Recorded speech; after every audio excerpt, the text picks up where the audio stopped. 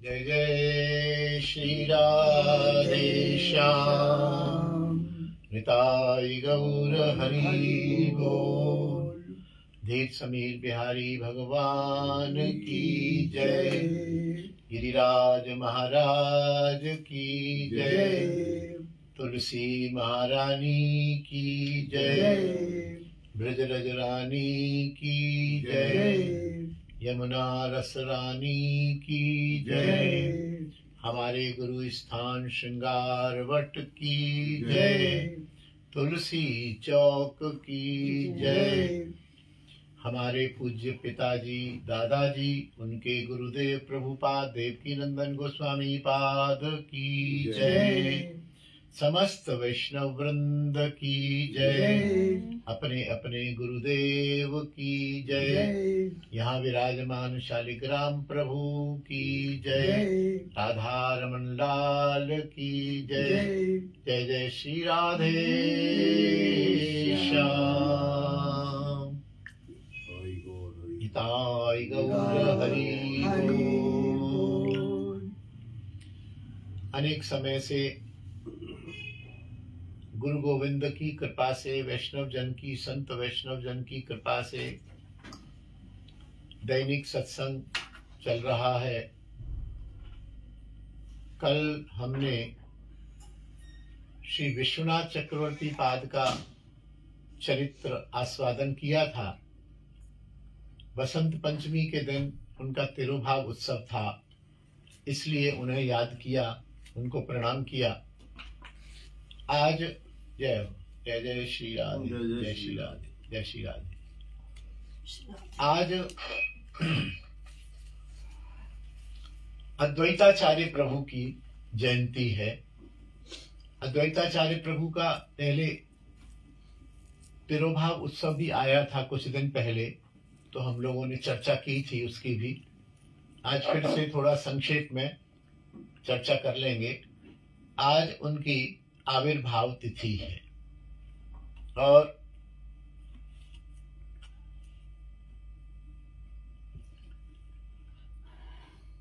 यहाँ पर अद्वैताचार्य प्रभु के दो स्थान हैं वृंदावन में। एक तो 4-5 दिन पहले ही चर्चा हुई थी कि सेवा कुंज के पास में ही अद्वैत सीतानाथ मंदिर है, अद्वैत प्रभु सीतानाथ मंदिर है। और एक बिहारी जी का जो वीआईपी रोड है, वीआईपी रोड से जब हम अंदर जाते हैं, आजकल तो जाना बंद कर दिया है, उधर से निकास कर दिया है, तो जैसे ही उसमें हम घुसेंगे तो उल्टे हाथ को मेरे ख्याल से 5-7 बिल्डिंग के बाद है ना, 5-7 बिल्डिंग के बाद जमुना किनारे से जाते हैं, जमुना किनारे से, हाँ जो रास्ता था, हाँ जो जमुना किनारे से वीआईपी रोड है। अच्छा। तो वीआईपी रोड में उल्टे हाथ में ही अद्वैत प्रभु का स्थान है। अंदर घुस के हुए, अंदर घुस के थोड़ा सा, हाँ अंदर घुस के है। वहां भी आज अभिषेक हुआ। वहां पर जो महंत हैं या जो अधिकारी हैं, श्री राजेश किशोर जी गोस्वामी हैं। बहुत ही अच्छे वो हिंदी और बंगला में प्रवचन करते हैं। मदन मोहन मंदिर के गोस्वामी हैं वो, उन्होंने उस स्थान को संभाला हुआ है। वहाँ 1-2 कमरे भी हैं साधारण रहने के लिए, और श्री विग्रह है, वहाँ वृक्ष है, वहाँ अद्वैत प्रभु की बहुत विशाल मूर्ति भी है, ठाकुर जी भी हैं अंदर। दर्शनीय स्थान है, उसका भी कभी नंबर आया तो उस स्थान का भी वर्णन करेंगे हम, आप लोग सुनेंगे। बहुत ही दिव्य और बहुत ही प्राचीन, करीब 500 वर्ष पुराना स्थान है वो, और बीच में तो थोड़ा क्षत विक्षत हो गया था। अभी हमारे राजेश जी ने उसको बहुत अच्छी तरह से संभाल लिया है। बहुत बढ़िया वहां पर व्यवस्था है, मंदिर है, वृक्ष है, जिस वृक्ष के नीचे मदन गोपाल जी का श्री विग्रह मिला था, फिर वो अप्रकट हो गया था। ऐसी बड़ी सुंदर कथा है, मुझे स्मरण तो नहीं है, तो कभी आएगी तो उसको स्मरण याद करेंगे और हम श्रवण करेंगे। अद्वैताचार्य प्रभु के बारे में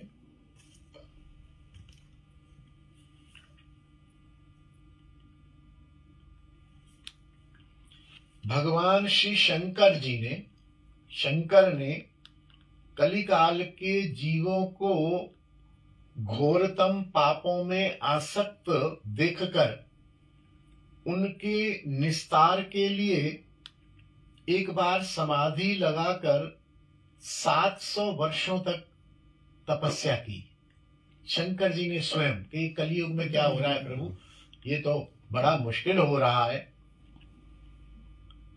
और योग माया के साथ यही निर्णय हुआ कि स्वयं भगवान के अवतार लिए बिना कली के जीवों का उद्धार नहीं हो सकता।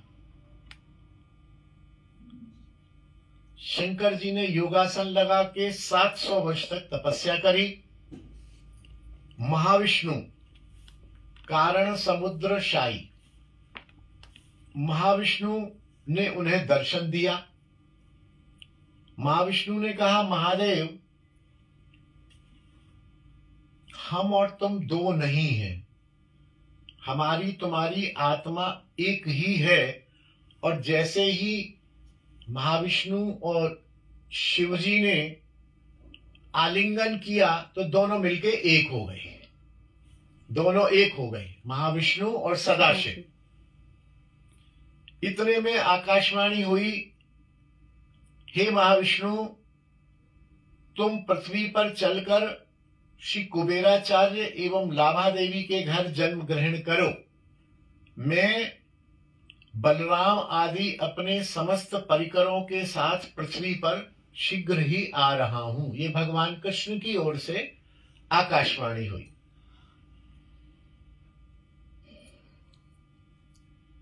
कुबेर की पत्नी श्री शिव की आराधना की और उन्हें पुत्र रूप में प्राप्त करने की प्रार्थना की। कुबेराचार्य और उनकी पत्नी लाभा देवी लाउड़ ग्राम में निवास करते थे। उनसे श्री अद्वैताचार्य का प्राकट्य हुआ। वह शुभ दिन था माघ शुक्ला सप्तमी संवत 1491। आज माघ शुक्ला सप्तमी है 1491 और आज है 2081, लगभग 600 वर्ष पूर्व, 590 वर्ष पूर्व अद्वैताचार्य प्रभु का प्राकट्य हुआ। समस्त परिवार में ही नहीं सारे गांव में मंगलाचार होने लगा। शुभ शुभ लक्षण थे पुत्र के। ज्योतिषियों ने इनका नाम रखा कमलाक्ष, कमल जैसी आंखों वाला कमलाक्ष। श्री कमलाक्ष 5वें वर्ष में आते ही श्री कृष्ण प्रसादी को छोड़कर कुछ भी नहीं खाते थे। और ये जो कमलाक्ष आए हैं ये सदाशिव और महाविष्णु का मिलित अवतार है। महाविष्णु अकेले नहीं आए, वो जो मिल गए ना तब आकाशवाणी हुई, तब उस मिलित अवतार ने अद्वैताचार्य के रूप में जन्म लिया। कुबेराचार्य जो इनके पिता थे उन्होंने इस पुत्र को, वहां नवग्राम था, उसके राजा थे दिव्य सिंह, उनके साथ पाठशाला में पढ़ने बैठाया। राजा के साथ पढ़ने का अवसर इनको मिला, राजपुत्र के साथ। प्राचीन समय में आज भी है, प्राचीन समय में राजा का पुत्र जहां पढ़ता है वहां साधारण बालक पढ़े ऐसा मुश्किल होता है। आज भी मुश्किल है। बड़े बड़े लोगों के बच्चे, कोई लंदन पढ़ता है, कोई दून स्कूल में पढ़ता है, हमारे आपके बच्चे यहीं पढ़ते हैं कानावाखन में। तो इनको सौभाग्य मिला कि वो राजपुत्र के साथ पढ़े। इनकी बुद्धि इतनी प्रखर थी कि 3 वर्ष में ही इन्होंने पूरा व्याकरण सीख लिया। जबकि व्याकरण को सीखने समझने में जीवन लग जाता है, 6-7 वर्ष तो सहज में ही लगते हैं। गुरुदेव तथा समस्त सहपाठी बहुत चमत्कृत हो गए कि अरे इस छोटे से बालक ने व्याकरण सीख लिया।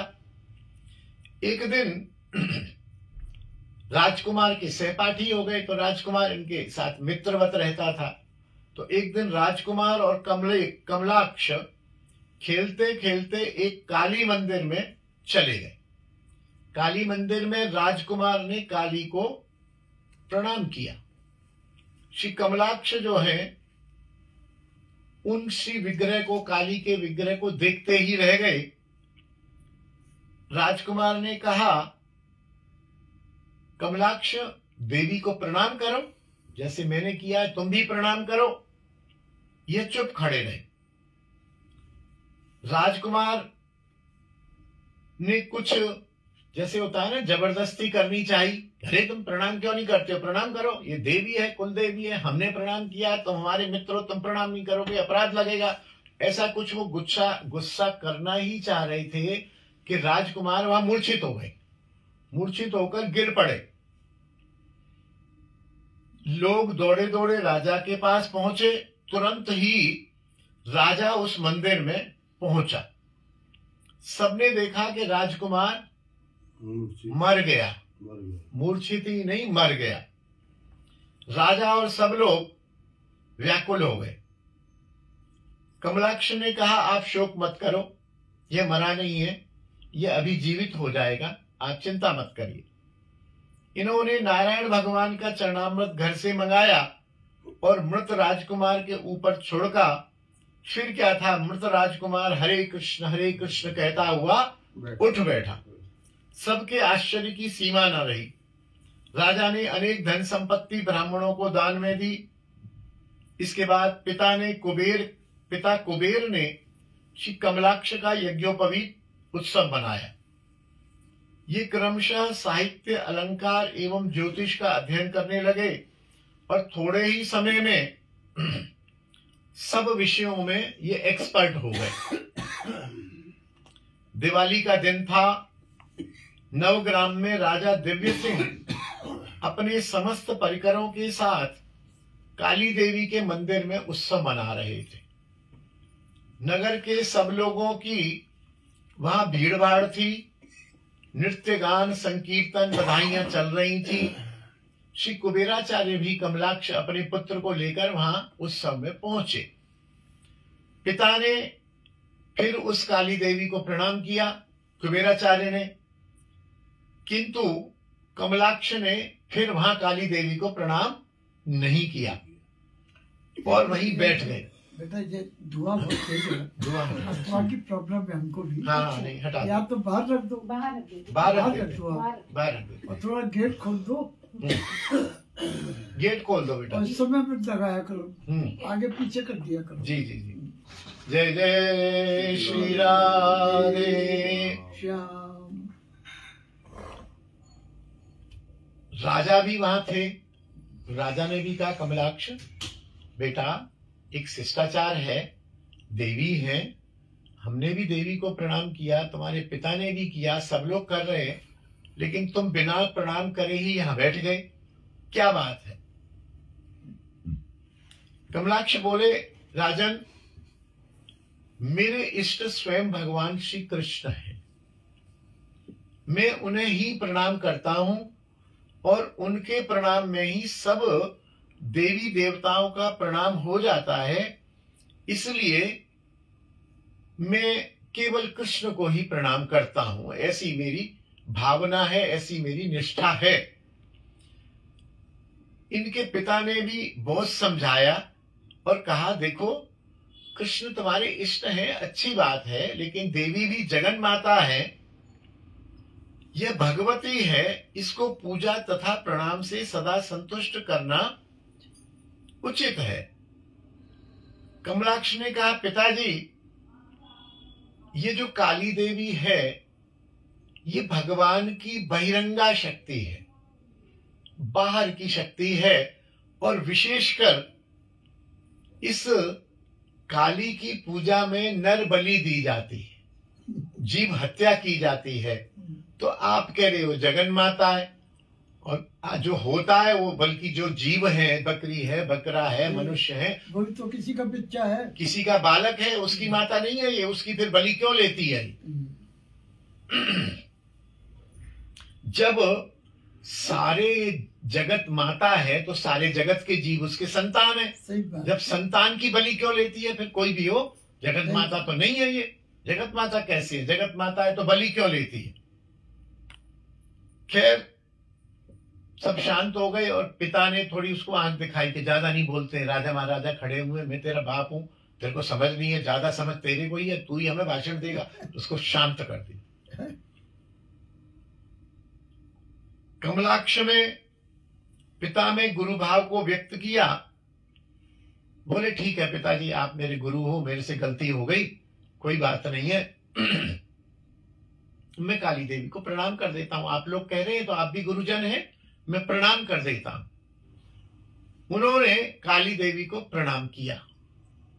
जैसे ही प्रणाम किया, प्रणाम करते ही देवी की मूर्ति फट गई, फटाक आवाज हुई और देवी की मूर्ति फट के इधर उधर फैल गई टुकड़ों में। यह क्या, ये कैसे हुआ? देवी महाविष्णु की एक छोटी सी शक्ति है, नारायण की एक छोटी सी शक्ति है देवी देवता। और ये कौन है? ये महाविष्णु स्वयं है। तो कोई अपने पुत्र को या अपनी शक्तियों को प्रणाम थोड़ी करता है। इसीलिए ये नहीं करते थे और अपने स्वरूप को छिपाए रहते थे कि महाविष्णु अपने से श्रेष्ठ को तो प्रणाम करे। महाविष्णु से श्रेष्ठ है कृष्ण, क्योंकि महाविष्णु श्री कृष्ण के अंश बलराम, बलराम के अंश है महाविष्णु। महाविष्णु कौन हुए हमारे? महाविष्णु वो है जो इस जगत की पूरी सृष्टि को देखते हैं, नारायण जिनको कहते हैं, नारायण, लक्ष्मी नारायण। अच्छा। नारायण तो वो कृष्ण के छोटे कृष्ण? हाँ, कृष्ण ईश्वर है सर्वोपरि। कृष्ण के ही एक दूसरा रूप है बलराम, और बलराम के अंश है महाविष्णु। अच्छा, तीसरे नंबर पर है नारायण, तीसरे नंबर पर है। तो ये शेष सैया में जो विराजमान है, हाँ, वो यही कौन है? यही नारायण है। नारायण है। जी हाँ, ये नारायण है। तो यही नारायण ही, नारायण और शिव जी मिलके अद्वैताचार्य बने।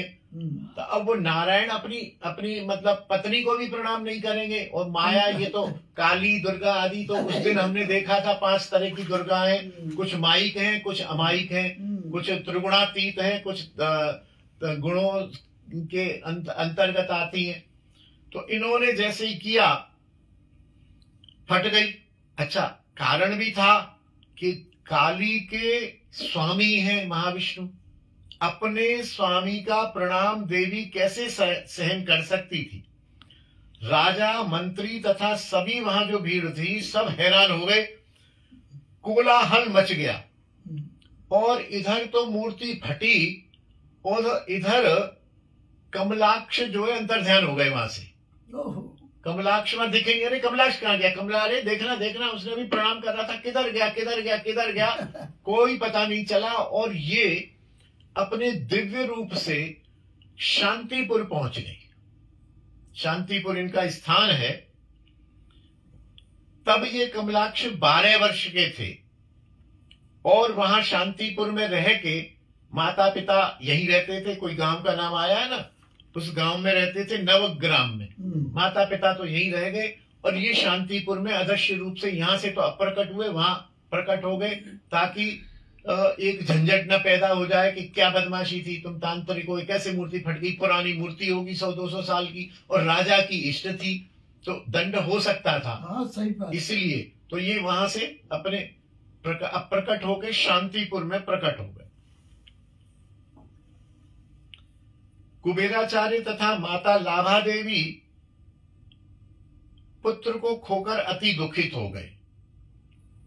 कुबेर अपनी पत्नी इनकी माताजी को बहुत शास्त्र वचन सुनाकर आश्वस्त करते, कोई बात नहीं, हम क्या जानते हैं, काली को प्रणाम किया, काली टूट गई, पुत्र कहाँ गया, हो सकता काली ने स्वीकार कर लिया, क्या किया, सब समझा दिया।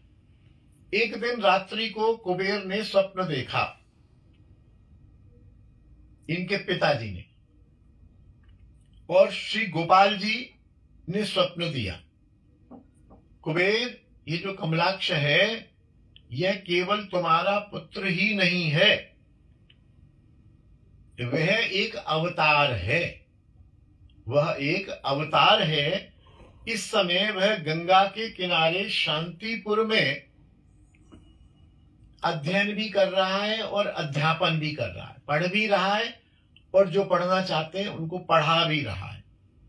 ये गोपाल जी कौन हुए हमारे? ठाकुर कृष्ण भगवान। कृष्ण भगवान। अच्छा, कृष्ण भगवान ने उनको दिया। ठीक। कुबेर ने अपनी पत्नी को स्वप्न सुनाया। थोड़ी देर में एक व्यक्ति ने आकर उनके पुत्र का पत्र भी उनको दिया। पुत्र कमलाक्ष का कुशल समाचार पाकर मानो दोनों के प्राण लौट आए और तुरंत ही 1-2 दिन में वे वहां से चलकर शांतिपुर आ गए और वहीं पुत्र के साथ ही रहने लगे।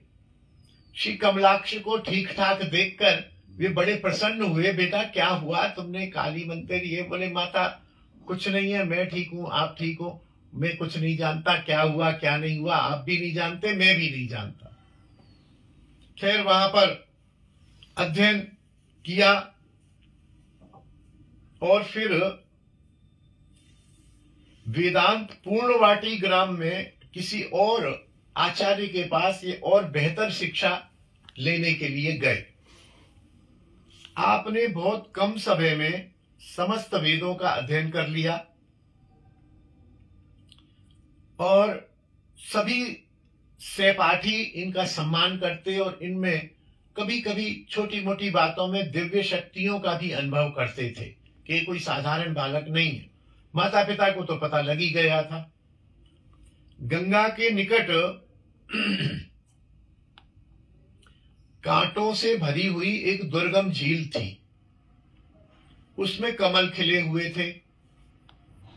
कमल की भीनी भीनी सुगंध सबको आकर्षित करती थी, लेकिन कांटों से भरी झील थी तो कोई भी कमल लेने के लिए हिम्मत नहीं करता था। एक दिन, और सांप भी रहते हैं, जहां कमल होते हैं वहां सांप रहते हैं, खुशबू के कारण, खुशबू के कारण, ठंडक के कारण। हाँ। तो एक दिन जो इनके गुरुजी थे वेदांत वागीश, वह अपने शिष्यों को साथ लेकर उस झील के किनारे घूम रहे थे। उन्होंने कहा देखो सामने कैसा सुंदर कमल खिल रहा है और कितनी सुंदर सुगंध आ रही है। तो कमलाक्ष ने कहा, अद्वैत प्रभु का नाम कमलाक्ष था, बोले गुरुदेव आप आज्ञा करो, आप यदि आज्ञा करो तो मैं कमल ले आता हूं। बोला ना ना ना बेटा कभी नहीं, सर्पों और कांटों से भरी हुई यह दुर्गम झील है, ये भयावनी है, इसमें किसी के भी प्रवेश करने की सामर्थ्य नहीं है।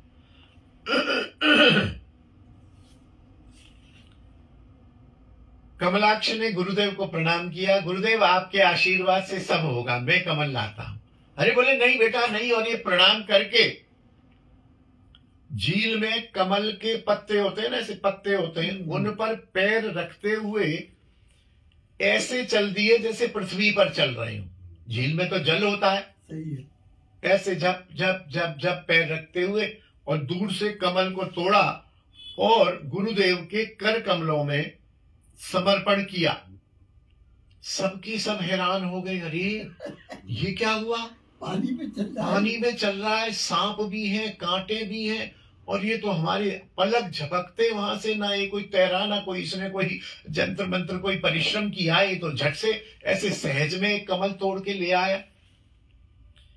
एकांत में एक दिन गुरुदेव ने पूछा, बेटा तुम सत्य बताओ, यह सब तुमने कैसे किया? ये संभव नहीं है साधारण व्यक्ति के लिए। तुम्हारे अंदर जल में चलने की कोई विद्या है क्या? तुम्हारे पास कोई विद्या है या तुम्हारे पास कोई शक्ति है? तुम कैसे चले गए? कमलाक्ष ने कहा, प्रभु ये तीनों लोग भूर्भुवः स्वः, पाताल, पृथ्वी और ऊपर वाले जो लोग हैं, ये तीनों लोग कृष्ण के अंश मात्र हैं। और जो व्यक्ति उनके चरण कमलों की, कृष्ण के चरण कमलों का आश्रय ग्रहण कर लेता है, उसके लिए इस कमल का लाना कोई खास बात नहीं है। कृष्ण के चरणों का आश्रय लेने वाले के तो 8 सिद्धियां और 9 निधियां उस व्यक्ति के चरण पलोटा करती है। न मुझ में कोई विद्या बल है, न मुझ में कोई देवी शक्ति है, मेरे ऊपर श्री कृष्ण की कृपा है, बस इतना है। गुरुदेव ने सर्व वेद वेदांत के सार को सुनकर, अपने शिष्य के मुख से सुनकर खूब तो आश्चर्य किया और खूब गौरव किया कि वाह, मेरा एक शिष्य इतनी सारी इतनी अच्छी बात जानता है, सिद्धांत की बात जानता है। बड़े प्रसन्न हुए। कमलाक्ष गुरुदेव से आज्ञा लेकर घर लौटने लगे। वे अधीर होकर रोने लगे। बोले, कमलाक्ष तुम फिर कब मिलोगे? कमलाक्ष ने कहा, गुरुदेव आप जब मुझे याद करेंगे मैं उसी क्षण आपके सामने उपस्थित हो जाऊंगा। आप वहां से चलकर शांतिपुर में, इनके पिता माता रही रहे थे इनके निवास पर, उनके पास आ गए। पिता को दंडवत किया। पिता ने सिर सूंघा और इनको आशीर्वाद दिया। 1 वर्ष तक आप एकाग्र मन से माता पिता की सेवा करते रहे। उन्होंने एक दिन इन्हें भक्ति वृद्धि, आयु वृद्धि, धन वृद्धि, यश वृद्धि का आशीर्वाद दिया और दोनों वैकुंठ धाम पधार गए। कैसे पधारे? श्री कमलाक्ष धैर्य पूर्वक श्री हरिनाम हरे कृष्ण कृष्ण कृष्ण हरे हरे, हरे राम राम राम हरे हरे। और देखा कि घर के बाहर एक विमान आया है, दिव्य विमान आया। उसमें दोनों विराजे, माता और पिता, और वह विमान उनको शरीर सहित वैकुंठ ले जा रहा है। साक्षात देखा, ये तो थे ही महाविष्णु, लेकिन इनके माता पिता भी ऐसे दिव्य थे। जब तो उनके संतान हुई। हाँ, उनको लेने विमान आया। माता पिता का दुख तो हुआ, इनको प्रसन्नता भी थी कि मेरे माता पिता को विमान ले गया, वैकुंठ से विमान आया, लेकिन दुख तो होता ही है, विरह का। अपने दुख को दूर करने के लिए ये गया गए। गया में पितृपिंड दान आदि सब पितृकार्य करके ये जगन्नाथपुरी चले आए। पुरी में कृष्ण बलराम सुभद्रा जी के दर्शन करते ही प्रेमाविष्ट हो उठे। बीच में आप रेमुणा में साक्षी गोपाल के दर्शन भी करने गए। रेमुणा में तो गोपीनाथ है ना, हो सकता है। गोपाल की तो धाम कुछ और जगह है। हाँ, साक्षी गोपाल तो भुवनेश्वर में है। नहीं, भुवनेश्वर में नहीं है गुरु जी। हाँ, वो कोई और नाम, भुवनेश्वर के पास है, कोई है। खैर, हो सकता है रेमुणा में भी साक्षी गोपाल हो शायद, या जगह का नाम रेमुणा ही हो। हाँ, हो सकता है। तो ये दर्शन करके कृष्ण धन पाया कहते हुए नित्य करने लगे और इनको बाह्य ज्ञान हुआ। फिर वे अनेक तीर्थों के भ्रमण करते हुए आगे बढ़ते गए। उडुपी में आकर आपको श्री माधवेंद्र पुरी जी के दर्शन हुए। उन्होंने इनकी असाधारण व्यक्तित्व को देखकर इनसे इनका परिचय पूछा। इन्होंने अपना परिचय दिया और उनसे प्रार्थना की कि हे प्रभु, आप मुझे स्वीकार करें और मुझे दीक्षा दीजिए। मुझे भगवान को प्राप्त करना है, जीवों का कल्याण करना है, आप मुझे दीक्षा दीजिए। माधवेंद्र पुरी ने कहा, ठीक है, आप कुछ दिन यहाँ रहो, पानी पीजे छान के, गुरु कीजे जान के। तो उन्होंने भी इनकी परीक्षा की, कुछ दिन रहो यहाँ, अध्ययन करो, फिर हम तुमको दीक्षा देंगे। तो भागवत का अध्ययन कराया। इन्होंने पुरी जी से पूछा कि कली जीवों की दुर्दशा का उपचार कैसे होगा, इनका कल्याण कैसे होगा। श्री पुरी जी ने, माधवेंद्र पुरी ने ही इनको कहा कि आप चिंता मत करो, अभी बहुत जल्दी ही श्री कृष्ण चैतन्य महाप्रभु के रूप में अवतार लेंगे। पहले ही कह दिया कि ये अवतार लेंगे और उनके द्वारा कलयुग के जीवों का कल्याण होगा। यह पुरी के वचन सुनते ही हा चैतन्य, हा गौरांग, हा गौरांग, हा चैतन्य कहकर उच्च स्वर में गान करके रोने लगे। कुछ दिन बाद पुरी जी ने इनको दीक्षा दी और ये दीक्षा लेकर दंडकारण्य, नासिक, द्वारका आदि तीर्थों का दर्शन करते हुए गए। मिथिलापुरी में इनको विद्यापति एक बहुत अच्छे कवि हुए हैं, बंगाल के।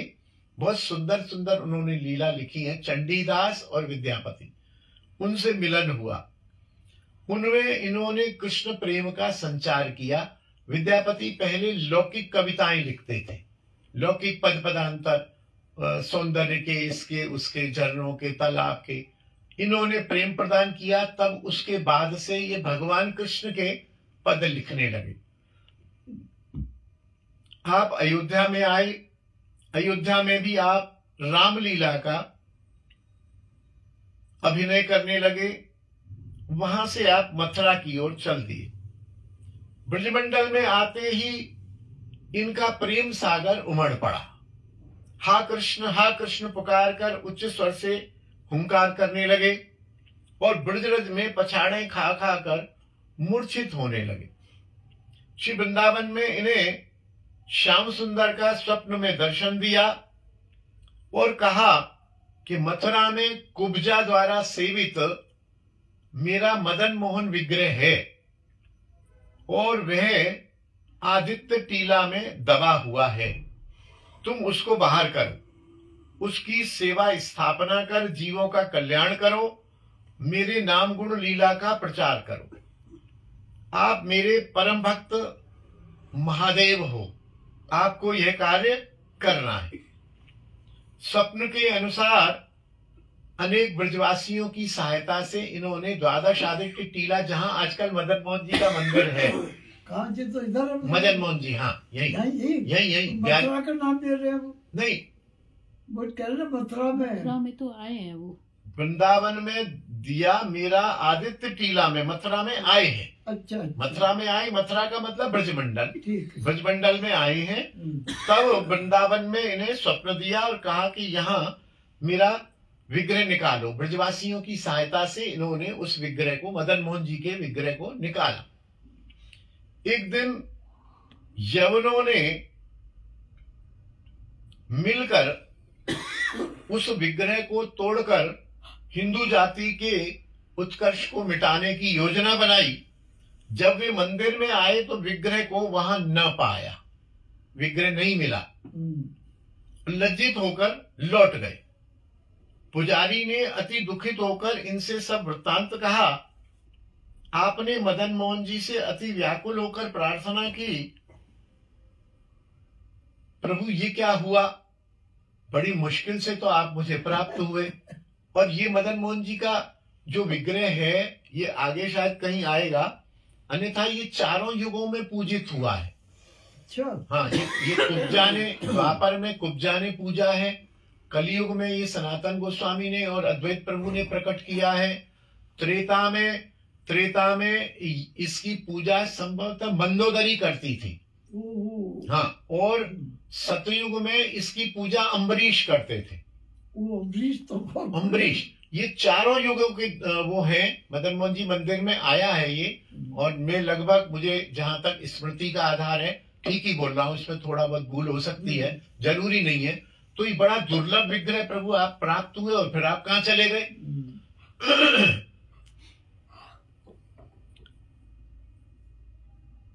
भगवान ने कहा, मदन मोहन ने कहा स्वप्न में, मैं यवनों के आने के पहले एक गुलाब के फूल में छिप गया था, अपना छोटा रूप करके अपने आप को बचाने के लिए। अब मैं ध्यान से देखो, मैं उसी सिंहासन पर बैठा हूं जहां तुमने मुझे विराजमान किया था। तो ये झट से गए और पुजारी से कहा दरवाजा खोलो, मंदिर खोलो। मंदिर खोला तो मदन मोहन जी वहां जैसे विराजमान थे। बोलिए मदन मोहन जी महाराज की जय। वहीं के वहीं बैठे हुए थे। अति छोटा सा विग्रह धारण करने के कारण इनका एक नाम मदन गोपाल भी पड़ गया। मदन मोहन बड़े वाले और मदन गोपाल छोटे वाले। जो यहाँ पर हम जहाँ गए थे वो ये वाले ही है? हाँ, यही है। राधा मदन गोपाल। हाँ जी। वो जो मदन गोपाल हैं, वो जो आकर छिपे थे, वही स्थान है अद्वैत वट, जहां मैं आज वर्णन बता रहा था। अद्वैत वट में आके एक वृक्ष के नीचे छोटे गोपाल बन के छिप गए थे। वो विग्रह आज भी वहां है। फिर मदन गोपाल जी ने कमलाक्ष को कहा, कमलाक्ष तुम मुझसे अभिन्न हो, तुम्हें कलयुग के जीवों का कल्याण करना है, अतः मेरे इस विग्रह को मथुरा के श्री परशुराम चौबे को दे के आओ, वो इसकी सेवा करेंगे। क्योंकि अद्वैत प्रभु तो ऐसे थे ना, परिव्राजक, इधर जा उधर जा, यहाँ रहे वहां रहे, तो सेवा नहीं होगी। सेवा तो एक गृहस्थी परिवार में ही होती है। तो बोले परशुराम चौबे को तुम दे के आओ, और इससे मेरे को बार बार यवन भी नहीं मारेंगे, क्योंकि चौबे चतुर्वेदी लोग बलवान होते हैं और उधर यवनों का प्रवेश नहीं होता। कमलाक्ष प्रभु के वियोग से व्याकुल हो उठे, किंतु फिर भी वे बोले ठीक है मैं दे आऊंगा। जब वो व्याकुल हुए तो भगवान ने फिर कहा, देखो तुम निकुंज वन में जाओ और वहां मेरे एक नित्य सिद्ध चित्र को तुम प्राप्त करोगे। एक तुम्हें चित्र मिलेगा। वो चित्र कैसा है? जिसे ललिता जी ने बनाकर श्री राधा जी को दिया था।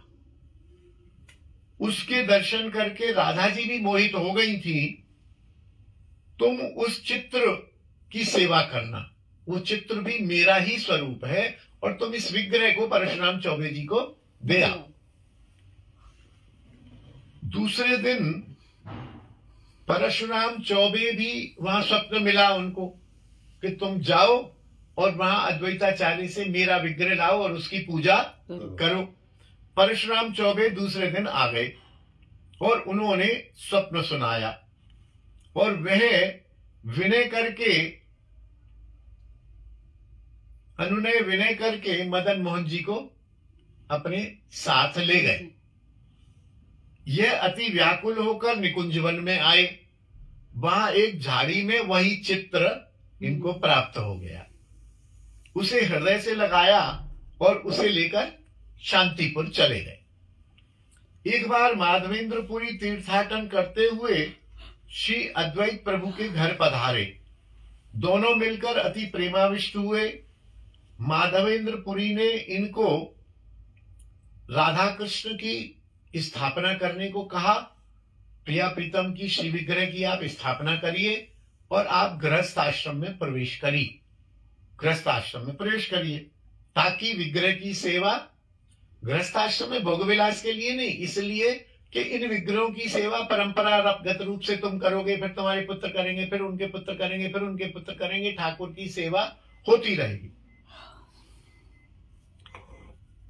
उन्हें मालूम भी था कि भगवत विग्रह की श्रद्धा सहित नित्य सेवा करने से ही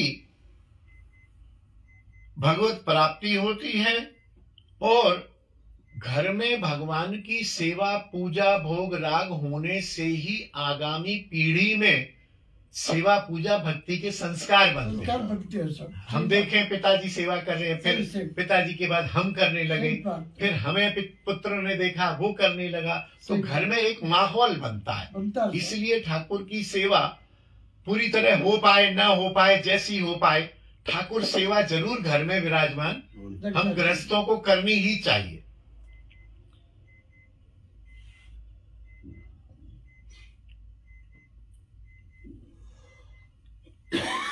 एक बार एक श्री श्यामदास नामक एक दिग्विजयी पंडित था।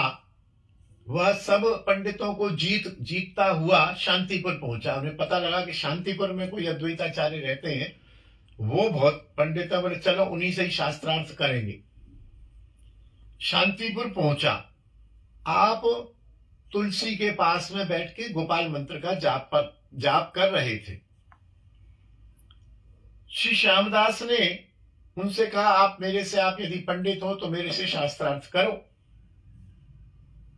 इन्होंने उसको शास्त्रार्थ तो क्या किया, उसको बताया, भैया जो मैं जानता हूं, मैं तो विद्वान नहीं हूं, मैं तो जो जानता हूं वो थोड़ा सा तू कहे तो तेरे को 5-7 मिनट में बता दूं, बस जो मैं जानता हूं, तुम चाहे उसमें हार मान ले चाहे जीत मान ले। तो इन्होंने उस साधन भक्ति का सार सब बता दिया कि भैया मनुष्य जीवन है, ये कृष्ण भक्ति के लिए मिला है, प्रेम सहित कृष्ण की प्राप्ति ही इसका जीवन है, कृष्ण ही सर्वनियंता है, सर्व सृष्टि के स्वामी है, उनकी सेवा ही है, और ये मान अभिमान अहंकार ये सब कुछ नहीं, काम क्रोध लोभ मोह अहंकार पांडित्य का अभिमान ये भगवत प्राप्ति में बाधक है, इन सब से कोई काम होगा नहीं।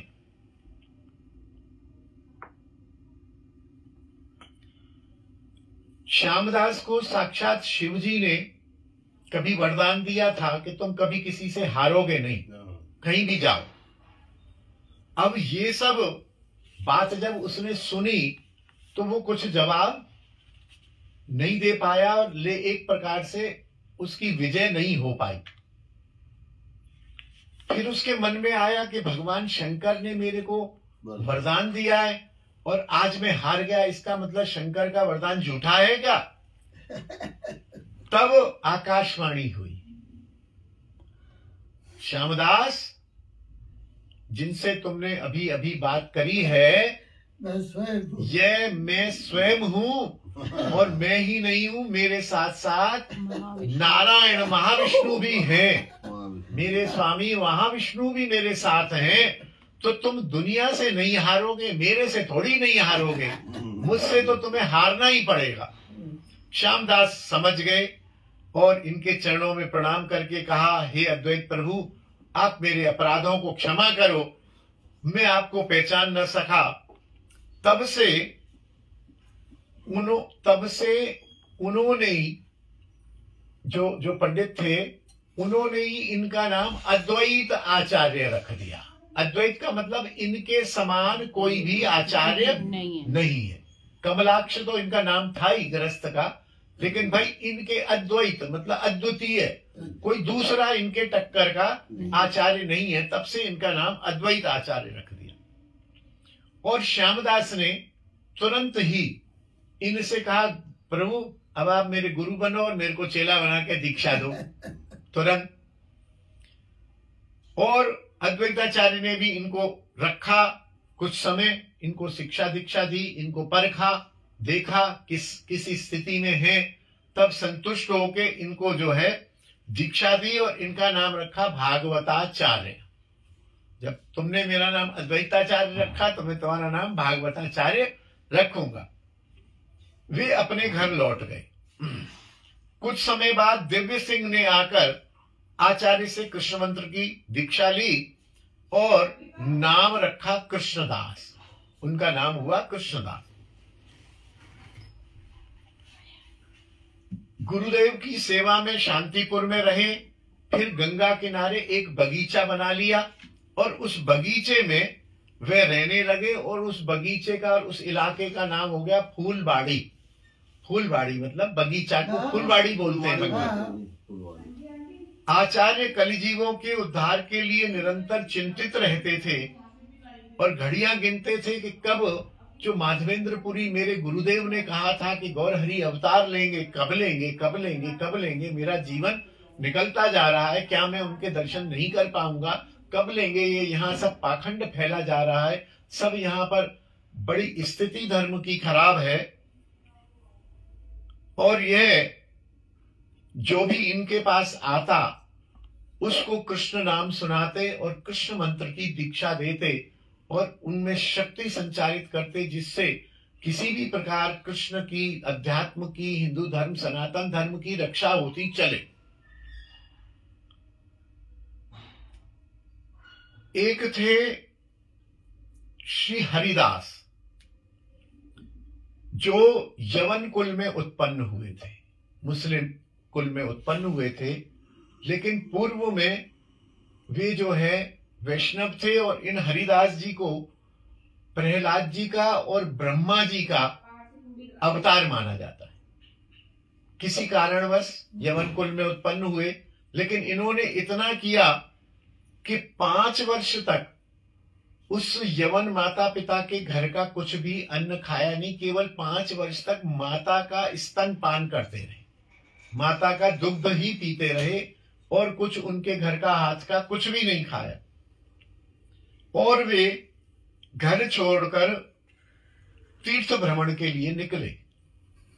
घूमते घामते वे शांतिपुर आए। शांतिपुर में अद्वैताचार्य जी की प्रतिष्ठा बढ़ती जा रही थी, लोग पहचानते जा रहे थे कि विशुद्ध भक्त हैं और जीवों के कल्याण के लिए हैं। तो हरिदास ने इनसे कहा प्रभु आप मुझे शरण दीजिए।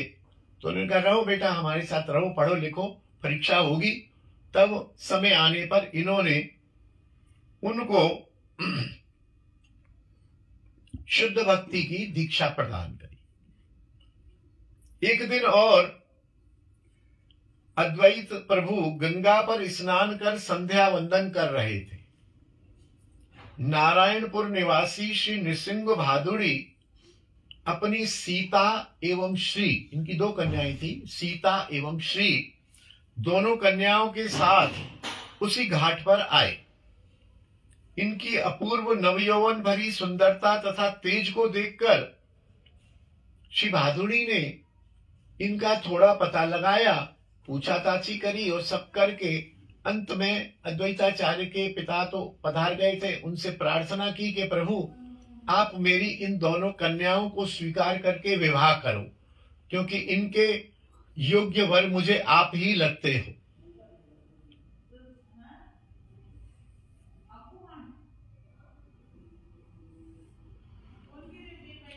यदुनंदन आचार्य और जो इनके शिष्य थे कृष्णदास, हरिदास, श्यामदास, इन सब ने कहा प्रभु बिल्कुल ठीक है, आपको गुरुदेव की भी आज्ञा हुई है कि विवाह करो, गृहस्थाश्रम में आओ, घर में प्रिया प्रीतम के विग्रह भी हैं, तो ये सुंदर कन्याएं जो अपने आप ही प्रस्ताव आया है, सुंदर कन्याएं, आप इनसे विवाह करो।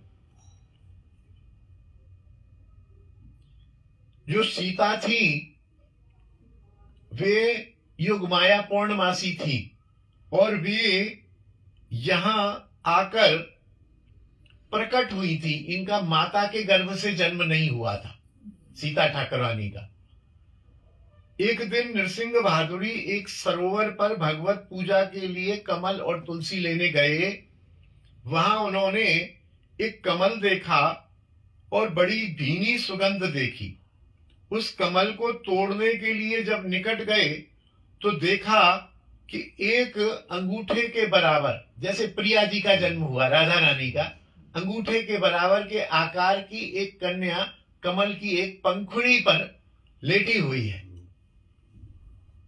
आश्चर्य की सीमा न रही, आप कमल सहित उस कन्या को घर ले आए। देव योग से उसी समय ही श्री नृसिंह की पत्नी को भी एक कन्या उत्पन्न हुई। इधर नृसिंह कमल सहित कन्या को लाए और पत्नी को उस कन्या को दिखाया, देखो प्रिय, देखो एक कितनी छोटी सी एक कन्या में लाया हूं। वह बोली यह कन्या तो कोई दैवी शक्ति है, यदि ये बड़ी होकर वास्तव में शिशु जैसी कन्या बन जाए तब मुझे विश्वास हो जाएगा कि हाँ ये कोई दैवी शक्ति है, अन्यथा तो ये पता नहीं कोई विकृति है क्या नहीं है। ऐसा उन्होंने कहा। हम पर प्रभु की कृपा हुई है और मैं ये मानूंगी कि एक कन्या तो मेरे गर्भ से हुई है, एक और कन्या ठाकुर ने मुझे दी है, तो मेरे पर प्रभु की कृपा हो गई। और देखते ही देखते ऐसा हो गया, वो छोटी कन्या बड़ी हो गई और दोनों कन्याएं समान हो गई, एक एक दिन की जैसे कन्याएं होती हैं। घर में पास पड़ोस में मंगल हुआ और सभी से यही कहा गया, सभी ने यही समझा कि दो छोरी भई हैं, दो कन्या हुई हैं। दोनों कन्याएं लक्ष्मी की तरह सुंदर थीं। एक दिन एक सन्यासी ग्राम में आया। सीता एवं श्री, जो दुर्लभ थी उनका नाम सीता था और दूसरी जो थी वो श्री थी। तो सन्यासी आया, ये दोनों बहनें भी दर्शन करने गई। सन्यासी ने जैसे ही इनकी तरफ देखा, दोनों की तरफ, तो दुनिया तो सन्यासी को प्रणाम कर रही थी, सन्यासी ने इन दोनों को प्रणाम किया। सब देखने लग गए कि अरे ये क्या हुआ, इस सन्यासी इन बालिकाओं को प्रणाम क्यों कर रहा है। तो इनके पिता ने पूछा, महाराज क्या अपराध हो गया, आप क्या खास बात है, क्या देख रहे हो जो आप प्रणाम कर रहे हो। उसने कहा मुझे तो ये दोनों कन्या एक भक्ति दिखती है, एक मुक्ति दिखती है, इसलिए मैंने इनको प्रणाम किया। और उसने इन दोनों कन्याओं का उत्कर्ष कि ये अच्छी हैं, ये दिव्य होंगी, ये ऐसी होंगी, वैसी होंगी, इनका वर्णन किया। तब से सभी गांव के लोग उनको सीता ठाकुरानी और श्री ठाकुरानी कहने लगे। ठाकुर के दिव्य उनमें गुण थे और एक सन्यासी ने कह दिया था तो सब उनको खाली सीता की वजह, सीता ठाकुरानी कहाँ है, श्री ठाकुरानी कहाँ है, तब से ये सीता ठाकुरानी हो गई। एक दिन गंगा के पार किसी उत्सव में जाने के लिए श्री नृसिंह दोनों कन्याओं को लेकर गंगा तट पर पहुंचे। जोर से हवा चल पड़ी एवं गंगा में बहुत तेज तरंगें उठने लगी। नृसिंह ने इन कन्याओं को तो इधर ही छोड़ दिया कि बेटा तुम लोग बच्चे हो, तुम लोग मत चलो, मैं अकेला ही जाता हूँ। जय जय श्री राधे, जय श्री राधे, जय श्री राधे। आओ भैया, आओ आओ। बस अभी यही आपकी आवाज सुनते ही अरे वाह, बहुत सुंदर, बहुत सुंदर, वाह वाह। निताई गौर हरि बोल। उन कन्याओं को तो इधर ही छोड़ दिया और आप अकेले उत्सव के दर्शन करने के लिए नौका पर चढ़कर चले गए। सीता एवं श्री से रहा न गया, क्योंकि दैवी तो थी, ये दिव्य तो थी, तो इन्होंने आव देखा न ताव। इन्होंने गंगा पर जैसे जैसे अद्वैत प्रभु जल में पैर रख के चले गए थे, दोनों की दोनों बहनें उस गंगा का पर पृथ्वी की तरह पैर रखती हुई गंगा पार होके उधर पहुंच गई। उधर पहुंच गई तो इनके पिता वहां नाव से पहुंच रहे थे, पहुंचे ही थे। अरे बोले बेटा तुम कैसे, किस नाव से आई हो? बोले पिताजी हम तो ऐसे चल के आए हैं। अरे चल के आई हो? और पिता को विश्वास हो गया कि ये मेरी साधारण लड़कियां नहीं है, ये कोई दैवी ही शक्ति है। और मन ही मन पिता ने भी, पिता थे तो साक्षात प्रणाम तो नहीं किया, मन ही मन उनको प्रणाम किया। इस प्रकार सीता देवी एवं श्री ठाकुरानी को पाकर अद्वैत भी परम प्रसन्न हुए, क्योंकि जैसे ये दिव्य थे ऐसे वो दिव्य थे। एक दिन माधवेंद्रपुरी जो इनके गुरुदेव थे, इनको स्वप्न में आके कहा, हे सीता तुम कृष्ण मंत्र की दीक्षा ग्रहण करो, क्योंकि दीक्षा के बिना स्त्री के हाथ का अन्न भगवान भी स्वीकार नहीं करते हैं। स्त्री हो चाहे पुरुष हो, दीक्षा के बिना स्वीकार नहीं करते। और वैष्णवों को भी बिना दीक्षित व्यक्ति का अन्न स्वीकार नहीं करना चाहिए। और यह कहकर ही उन्होंने स्वप्न में उन्हें कृष्ण मंत्र सुना दिया, दे दिया। सवेरे उठकर सीता ने अपने पति को बताया, प्रभु स्वामी ऐसे ऐसे हमें स्वप्न आया है। बोले ठीक है, यह उनका संकेत है, उनकी आज्ञा है, लेकिन स्वप्न की दीक्षा को दीक्षा नहीं माना जाता।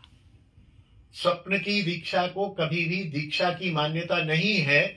यह तुम्हें आज्ञा दी है, मैं समझ गया हूं, मैं तुम दोनों को मैं स्वयं ही दीक्षा दूंगा। तो अद्वैताचार्य ने उन दोनों धर्म पत्नियों को बुलाकर विधि पूर्वक मंत्र दीक्षा दी। वैसे तो स्त्रियों के लिए अपना पति ही उनका गुरु है, ये शास्त्र कहता है। हाँ, यदि पति वैष्णव नहीं है, नास्तिक है, अथवा उस पति का व्यवहार अपनी पत्नी के प्रति पत्नी जैसा नहीं है, दुष्टता का व्यवहार करता है, इस कारण से उस पत्नी में पति के प्रति श्रद्धा नहीं है, तब वह पतिदेव को छोड़कर दूसरे गुरु से दीक्षा ले सकती है। ऐसा है।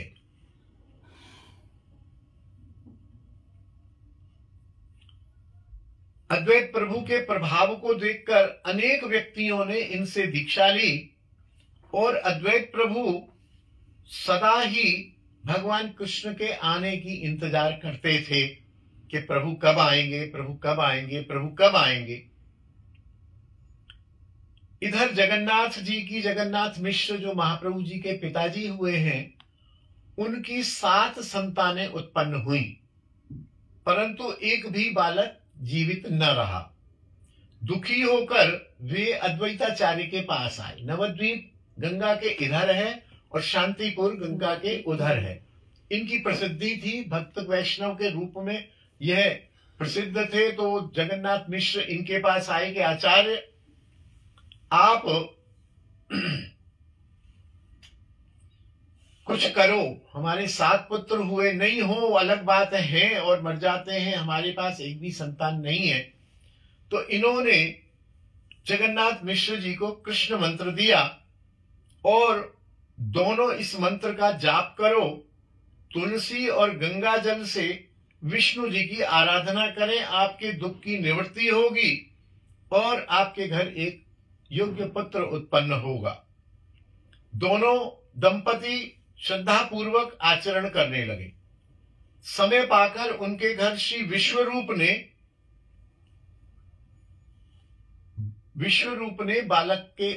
बालक ने जन्म लिया। महाप्रभु जी के बड़े भाई विश्वरूप हुए हैं। अद्वैत उनको महासंकर्षण का अवतार कहते थे। उन्होंने बड़े होकर अद्वैताचार्य से ही शिक्षा ग्रहण की और शास्त्रों का अध्ययन किया और भक्ति धर्म के प्रचार में इनका बड़ा हाथ बटाया। वे जन्म से ही विरक्त वृत्ति के थे और वे ज्यादा दिन घर में नहीं रहे और वो घर छोड़कर चले गए, संन्यास ले लिया उन्होंने। श्री हरिदास, श्री अद्वैत प्रभु सब मिलकर श्री कृष्ण को बड़े व्याकुल चित्त से आह्वान करते थे, हे नंदलाल दीजिए दर्शन दीन दयाल। नित्य प्रति तुलसी और गंगा जल से उनका ध्यान स्मरण करते थे। उनके बार बार शालिग्राम विग्रह थे एक अद्वैताचार्य प्रभु के पास। दिन भर प्राय अनेक समय तक वो भगवान को आह्वान करते थे, हे प्रभु अवतार लो, और तुलसी जल चढ़ाते थे शालिग्राम पर, हे प्रभु अवतार लो, हे प्रभु। और भजन भी, जो भी मंत्र आदि, गुरु मंत्र आदि करते रहे। तो उससे क्या हुआ, समय आ गया और संवत 1542 में विश्वंभर नाम से जगन्नाथ और शची माता के घर भगवान कृष्ण ने जन्म लिया। बोलो चैतन्य महाप्रभु की जय, शची माता जगन्नाथ की जय। अद्वैत आदि सभी भक्तों को अनुमान हो गया कि अरे प्रभु आ गए, प्रभु आ गए, प्रभु आ गए। नित्य प्रति हरिनाम संकीर्तन करके प्रभु को रिझाते। निमाई के बड़े भाई श्री विश्वरूप अद्वैत प्रभु के पास उठते बैठते थे एवं शास्त्रों का अध्ययन करते थे और वे घर बार छोड़कर चले गए। निमाई भी गदाधर आदि अपने सहपाठियों सहित श्री आचार्य के पास ही पढ़ने जाते थे, शिक्षा लेते थे, चर्चा किए थे। श्री अद्वैत तो गौर तत्व को जानते थे। इन्होंने ही गौरांग के अवतार के लिए प्रतिज्ञा की थी। उनके दर्शन करके आप अति आनंद लाभ करते थे। श्री गौरांग इन्हें गुरु स्थानीय मानकर आदर करते, प्रणाम करते, इनकी पूजा स्तुति भी करते। किंतु अद्वैत प्रभु इनकी कृपा प्राप्त करने की वो लगाया करते थे, भाई ठीक है तुम शरीर से अब नर शरीर में हो, मैं तुम मेरे को गुरु मानते हो, तुम शिष्य मानते हो, मैं तुम्हें पढ़ा रहा हूँ, वो सब ठीक है, लेकिन मैं तो जानता हूँ आप साक्षात मेरे प्रभु हो, आप साक्षात मेरे इष्ट हो, मैं तो जानता हूँ। फिर भी वो ठीक है, जो भी मर्यादा है चलने दो। अंदर ही अंदर उनको होता था किस दिन होगा जब ये मेरे को अपना दास समझ के मेरे ऊपर कृपा करेंगे।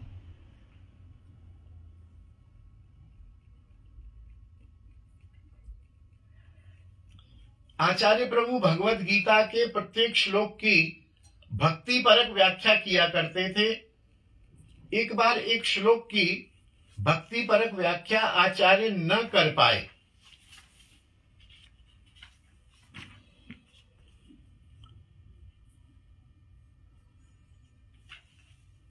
बहुत विचार विमर्श किया, लेकिन उनकी व्याख्या समझ नहीं आई और वे अन्न जल छोड़कर रोते रोते सो गए। रात में एक बालक ने स्वप्न में आकर अर्थ बताया और कहा कि ठीक है, तुमको समझ नहीं आया, तुम भूखे रहते, तुमने मुझको भी भोग नहीं लगाया, तुम मुझको भी भूखा छोड़ दिया, अब भोग लगाओ और जल्दी से आप प्रसाद पाओ और तुम इस प्रकार से इसकी व्याख्या करो। तो इस अद्वैत प्रभु को समझ आ गया और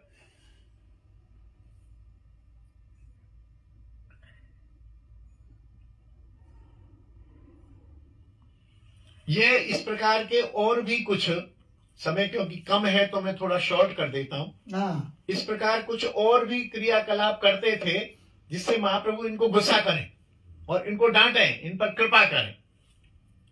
प्रभु भी जान गए, महाप्रभु भी कि ये आचार्य क्या चाहते हैं। नित्यानंद प्रभु को साथ लेकर महाप्रभु शांतिपुर आ गए और शांतिपुर जब नित्यानंद प्रभु को लेकर आए, आचार्य को पता लग गया, द्वैताचार्य को, कि महाप्रभु आए हैं। अच्छा, दो मत हैं, एक ज्ञान मार्ग है, एक भक्ति मार्ग है। तो अद्वैताचार्य प्रभु ने कहा कि ये आएंगे, मेरे पैर वैर छुएंगे, प्रणाम करेंगे, पूजा करेंगे, बोले ऐसी उल्टी सीधी हरकत करो ये जो मेरे को डांटे और मुझ पर कृपा करे। तो अद्वैताचार्य प्रभु अंदर सत्संग कर रहे थे और वो उल्टी उल्टी बात, ज्ञान ही श्रेष्ठ है, भक्ति तो भावुकों का काम है, भक्ति करने से कुछ नहीं होगा जब तक ज्ञान नहीं होगा। तो ज्ञान की उपासना और ज्ञान की वो करने लगे। महाप्रभु और नित्यानंद प्रभु आए, बोले इसको क्या हो गया अद्वैताचार्य को इसने तो बुलाया, ये कहीं इसका असत्संग हो गया, दुसंग हो गया, क्या हो गया। ये नित्यानंद प्रभु कौन से हुए बाबा? ये यही निमाई निताई नित्यानंद प्रभु, अच्छा। बलराम का अवतार जो ये है, निताई गौर, मतलब जय वो है अपने वो महाचेतन प्रभु, चैतन्य महाप्रभु तो भगवान कृष्ण है। हाँ। और नित्यानंद प्रभु भगवान बलराम है। तो उस समय वो थे हाँ, नित्यानंद प्रभु इनके भाई थे क्या वो? नहीं, इनके भाई नहीं थे, लेकिन इनके भाई समान ही थे। नित्यानंद प्रभु अलग से थे। अच्छा, अलग से। और निमाई? निमाई तो महाप्रभु का नाम है। अच्छा, नीम के नीचे हुए थे इसलिए निमाई उनका नाम। ठीक। हरिदास ने प्रभु के दर्शन कर प्रणाम किया। अद्वैत की गृहिणी सीता देवी एवं उनके सुपुत्र अच्युत ने महाप्रभु को प्रणाम किया, किंतु अद्वैत जो है वो वही ज्ञान मार्ग में न तो कोई ध्यान दिया महाप्रभु की तरफ, न प्रणाम किया। बोले काय बात का प्रणाम, मैं भी ब्रह्म, तू भी ब्रह्म, ब्रह्म और ब्रह्म को प्रणाम क्यों करेगा। ज्ञान मार्ग यही होता है, तुम भी ब्रह्म हो, मैं भी ब्रह्म हूं, कृष्ण भी ब्रह्म है, तो काय बात का प्रणाम। तो उन्होंने प्रणाम भी नहीं किया। महाप्रभु के नेत्र क्रोध से लाल हो गए और इन्हें दाढ़ी से पकड़ा अद्वैताचार्य प्रभु को। वो चाहते भी यही थे और इनको घसीट कर लाए। बोले क्यों रे बुड्ढे, ज्ञान बढ़ा के भक्ति, क्या बोल रहा है तू हमको देख के, तू भी ब्रह्म मैं भी ब्रह्म, अच्छा तू ब्रह्म है तो ले मैं ब्रह्म, तुझ ब्रह्म की अभी पिटाई करता हूँ बचा ले, तू ब्रह्म है। तो वो चाहते थे ना, तुम यदि ऐसा ही करना था तो मुझे शालिग्राम पे तुलसी चढ़ा चढ़ा के क्यों लाए यहाँ पर। मैं तो क्षीर सागर में मजे की नींद सो रहा था, तुमने अवतार क्यों कराया, तूने ये तत्वमसी की रट क्यों लगाना शुरू करी। फिर ये इस प्रकार करते हुए श्री अद्वैत गौरांग के चरणों पर गिर गए और महाप्रभु शांत हो गए। उन्होंने गले लगाया और यह वही बात हो गई कि ये सांवरे को मनाने की राह करते हैं। कोई कोई सांवरे को मनाने की राह करते हैं कि जानबूझ के कुछ कुछ गुनाह करते हैं बोले ये बड़े करुणाशील हैं, ये गुनाहगारों पर जल्दी कृपा करते हैं। तो बोले हम गुनाहगार ही अच्छे हैं, हम गुनाह करते हैं। गौरांग प्रभु भी बहुत चेतन प्रभु है। हाँ, गौरांग महाप्रभु, चैतन्य, निमाई, विश्वम्भर, ये सब एक ही उनके नाम है, 4 नाम है। गौरांग प्रभु भी यही है।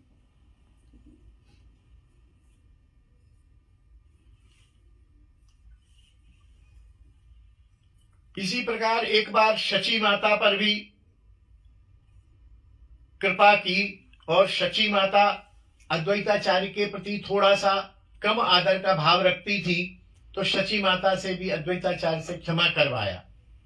संन्यास ग्रहण करने के बाद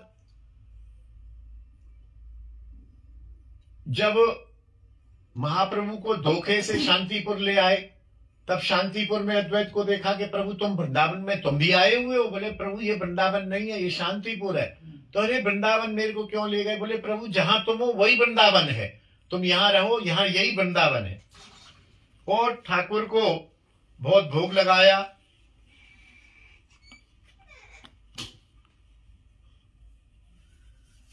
श्री राधे श्री राधे। आइए आइए, जय जय श्री राधे। अद्वैत प्रभु की जय। अद्वैत प्रभु की जय। इस प्रकार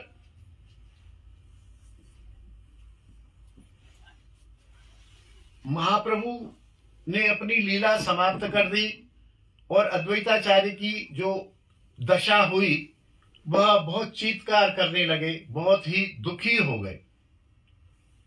अद्वैताचार्य प्रभु द्वारा रचित महाप्रभु स्तोत्र भी है और अद्वैताचार्य ध्यान मंत्र एवं गायत्री का भी उल्लेख है।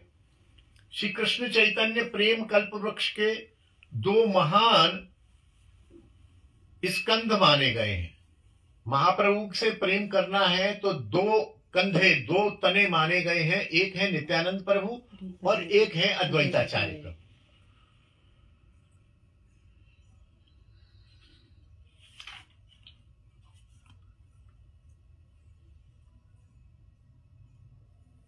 इस प्रकार और भी छुटपुट लीलाएं हैं, क्योंकि समय हो गया है, लगभग हम लोगों को समझ आ गई है। ऐसे दिव्य कारण समुद्र शाही महाविष्णु एवं सदाशिव के अवतार श्री अद्वैताचार्य, आज उनकी आविर्भाव तिथि है और संभवतः आप पंचामृत लाए हैं, है ना? देखिए सुबह लाए थे ना, सुबह लाए थे, ये भी लाए थे, ये भी अब दोबारा ये भी लाए अपनी तरफ से। ये लाए थे तो हमने आपने पी लिया, अब ये लाए तो सब पिएंगे। जय जय श्री राधे श्याम। अद्वैताचार्य प्रभुपाद की जय। श्री कृष्ण चैतन्य नित्यानंद महाप्रभु की जय। गिरिराज महाराज की जय। तुलसी महारानी की जय। वृंदावन रजरानी की जय। यमुना रसरानी की जय। श्रृंगार वट की जय। अद्वैत वट की जय। अद्वैत प्रभु सीतानाथ मंदिर की जय। उनकी जन्मतिथि महोत्सव की जय। वीर समीर बिहारी की जय। अपने अपने गुरुजन वृंद की जय। समस्त वैष्णव वृंद की जय। अपने अपने गुरुदेव की जय। जय जय श्री राधे श्याम। निताई गौर हरि।